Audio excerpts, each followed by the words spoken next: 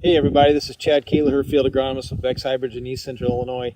Today's May 18th. I'm in a cornfield. As you can see, I'm in north central McClain County, Illinois, just outside of the town of Lexington. And just wanted to make some observations here and show you a few things on suboptimal conditions at planting time. This is corn that was planted April 28th. Today it's approaching V3 stage, but we're right at V2, getting ready to shoot out the third collar, so we're approaching V3. But I want to show you a few things that, you can see my tape laid out there. Obviously we want to count population, and this obviously looks like 30-inch rows, and it is, and we've got a measurement of 17 foot 5 inches. 20-inch rows, obviously most of you guys know 1/1000th of a row is 26 foot 2 inches.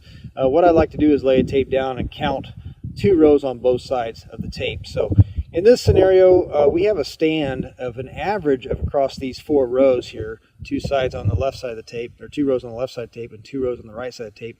The average of those 4 rows is about 28,000. So given the planting date of the original stand and the date today, if we have a population that's greater than about 24,000, it's a stand we need to keep. But there's a few observations I'd like to show you here. We know that when this last tillage pass was made in this field, we had some less than ideal conditions, and we can see some of the ramifications of that today. So if we get down here and look at one of these rows, we can see we have some gaps in the row. We have some skips and gaps. Okay, and that's a place where we're trying to find out why. So if we get a little bit closer, and we take our knife and we start digging in this row, we look for plants obviously that have not emerged. And one of the first things you can see here is a big chunk of dirt that came up.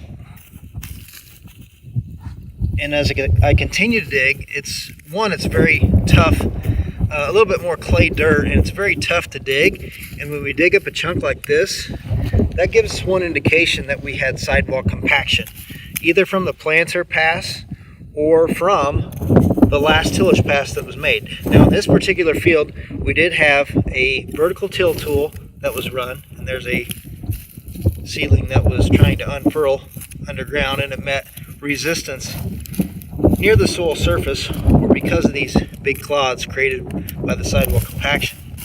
At this point, and there's another one that tried to unfurl underground but met resistance. So that's what's leading to a lot of the lower population in this field, where it was planted at about 36,000. So if I continue to dig down this road, we're going to find probably the same thing, just sidewall compaction, and lots of, you can see this where this slit was right here,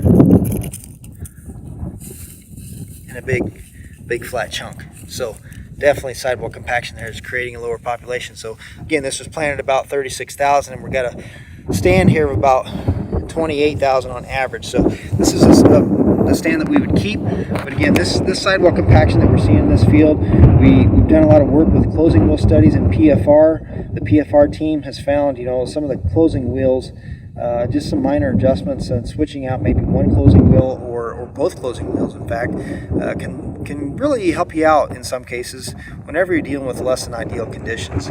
So some of those are the Copperhead Ag Furrow Cruisers, and also the Yetter Spike closing wheels. So those are either poly spikes or metal spikes. So in conditions like this, we often see a good response to those types of closing wheels. And that's just some of the reports we see today as far as stand here in this particular field and what we're dealing with. So the other thing I'll leave you with here is these plants in the rows where we do have this sidewall compaction, the nodal root system, which is that primary root system again, is going to meet resistance when it hits the sidewall compaction. So probably the only thing that's really going to do us a lot of good here is rainfall and moisture to soften up the sidewall compaction that we have. Whenever those nodal roots meet that sidewall compaction layer, that will prevent a lot of those nodal roots from developing normally at that 30-degree angle like they normally do. So that's going to be very important for those plants to get those roots out and extract moisture and nutrients from the soil later in the season when it really needs it. So guys, if you have any questions on this, or if you want to see more information on our closing wheel study, please look at your latest PFR book or go online at beckshybrids.com. We do have that document online. Thank you.